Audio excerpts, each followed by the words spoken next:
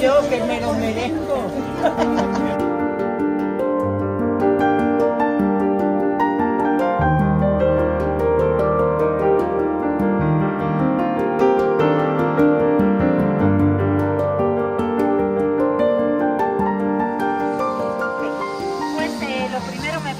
Soy Verónica, soy técnico de turismo aquí en Torrelaguna. Os doy la bienvenida. Vamos a hacer un recorrido exterior. Vamos a movernos por el pueblo. Primero haré una introducción histórica. Deciros de Torrelaguna que pertenece al Valle Medio del Jarama. Dada su situación privilegiada, ha sido lugar de paso de diferentes culturas. Aquí hemos tenido judíos, cristianos y musulmanes. Esta Torrelaguna, Patona, el siguiente pueblo que a día de hoy es de la provincia de Guadalajara.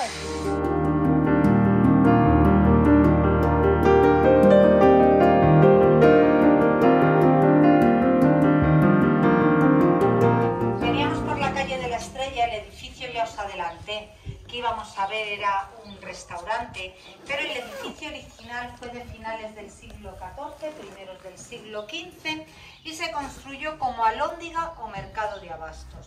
¿Qué pasó? Que al construir el pósito de la plaza, el punto principal de compraventa de grano y otros productos quedó en lo que es el actual ayuntamiento y decidieron darle otro uso. Lo transformaron en almacén de sal.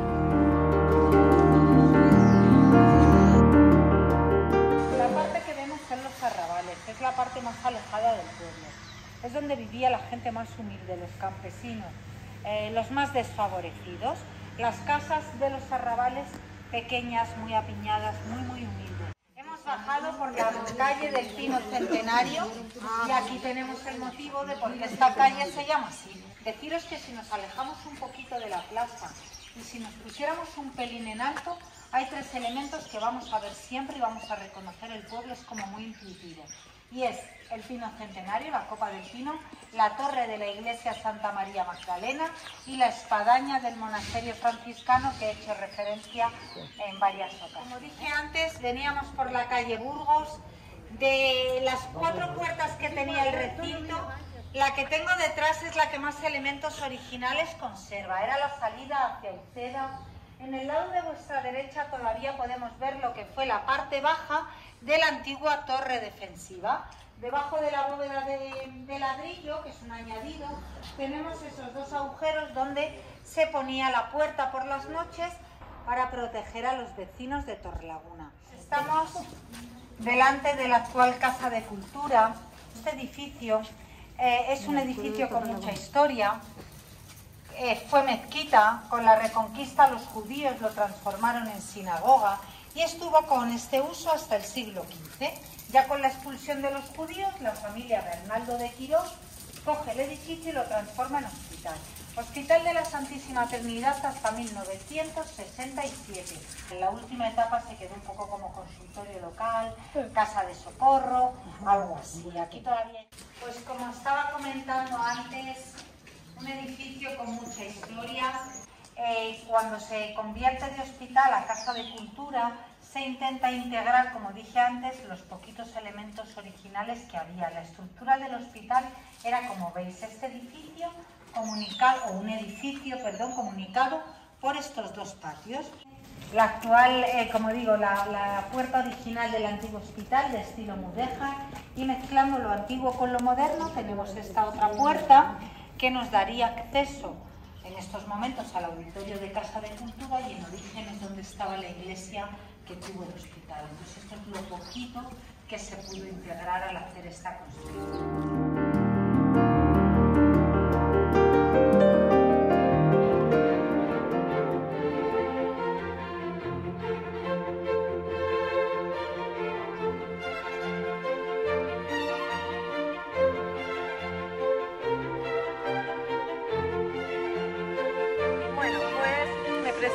Soy Rocío, yo soy la guía de la iglesia Santa María Magdalena. Comentaros, no sé si os ha llamado la atención las grandes dimensiones de esta iglesia. Más o menos podéis intuir el porqué de este templo. Esto se remite al periodo de mayor esplendor de Torrelaguna, siglo XIV-XV. Ese momento Torrelaguna, dentro del arzobispado de Toledo, es una de las principales villas junto con Alcalá y la propia Toledo. Que antes de la iglesia que podéis ver a día de hoy, lo que había aquí era otra iglesia, también dedicada a María Magdalena, del siglo XI, principios del XII. Pero era una iglesia muy pequeña, fundada por el Cister, que son los primigenios habitantes de Torrelavós. Es decir, en la villa dos cosas muy importantes. El primero, el culto a María Magdalena, y el segundo, que implica dinero y alcohol, el vino. ¿Vale? Va a ser el principal foco económico de Torrelaguna hasta el siglo XIX. Para que os hagáis una idea, la importancia del vino. En el siglo XVIII tenemos un censo, más o menos del reinado de Carlos III, y había más viñas que habitantes. Había 250 habitantes y 10.000 viñas. Y os presentamos es la segunda portada de esta iglesia, la Puerta de la Resurrección. En origen, la puerta principal, ¿vale? Hoy es la que utilizamos de diario. Señalaros, esta puerta, a diferencia de la primera que es gótica, esta es renacentista y es promovida por Fonseca. Y es una puerta que en su momento tuvo una gran importancia porque tenía dos catalogaciones. Catalogación de puerta santa, eso quiere decir que si tú traspasabas, los pecados menores te eran perdonados. Y otra catalogación, privilegio de asilo. Eso implica que si tú hacías algo que no debías de hacer fuera, podías llamar, están obligados a darte asilo y las autoridades no podían entrar a detenerte.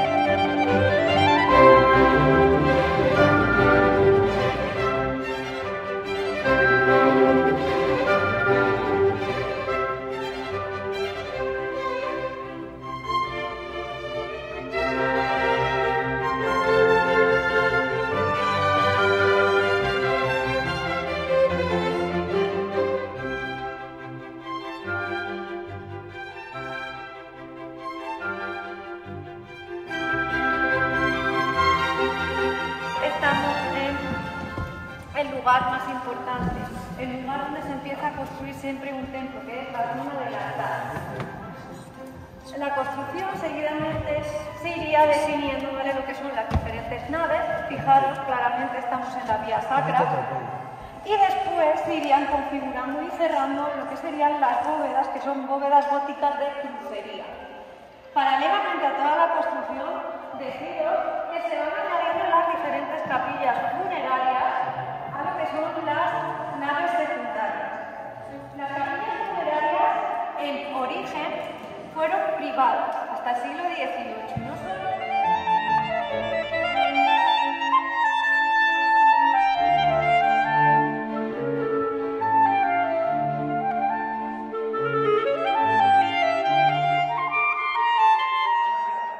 el retablo es lo último que se pone en la construcción de la iglesia. Es un retablo barroco de la escuela de Narciso Tomé, del siglo XVII, principios del siglo XVIII.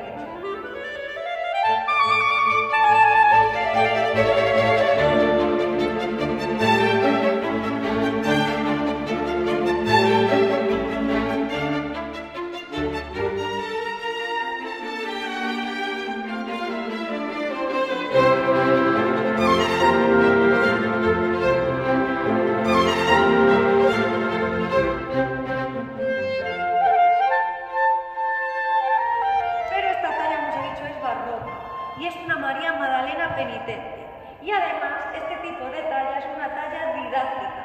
Eso quiere decir que tiene un mensaje muy claro para la comunidad en su momento. Podéis ver que en una de sus manos porta una cruz. La cruz es el símbolo de la penitencia por sus pecados. Su pelo está despeinado, está haciendo hondo. Eso precisamente también está haciendo alusión a esa vida disoluta que se le atribuye. Si nos fijamos en la mirada y en la otra mano, fijaros que la mirada va hacia la cruz y la mano va hacia la cruz. Ahí ya, en esos dos detalles, el mensaje empieza a cambiar.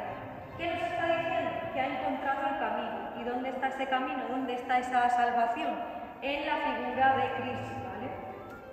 Bien, si nos fijamos justo enfrente, tenemos el segundo elemento característico, que es la inscripción funeraria o fundacional, ¿vale? Donde se nos dice quiénes son los dueños, quiénes son los titulares. Aquí, por tanto, tenemos enterrado el matrimonio formado por doña Petronila de Pastrana y Felipe Bravo de Aguayo.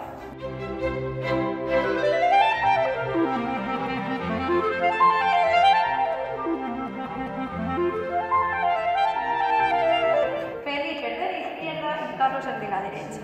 Bien, encontrar retratos de reyes en las iglesias no es lo más común, es raro, ¿vale? Sí.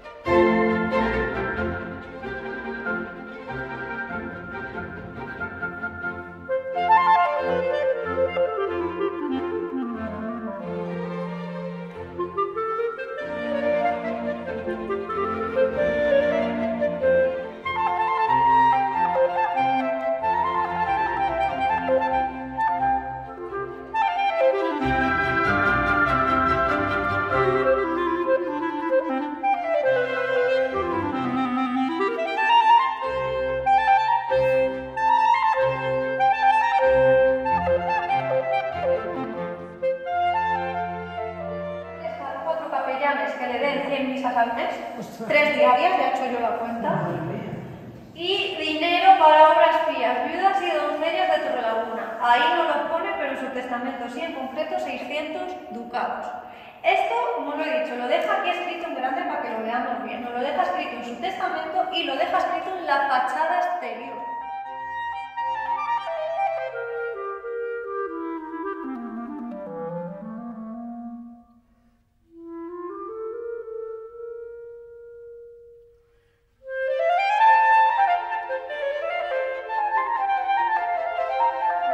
Gracias.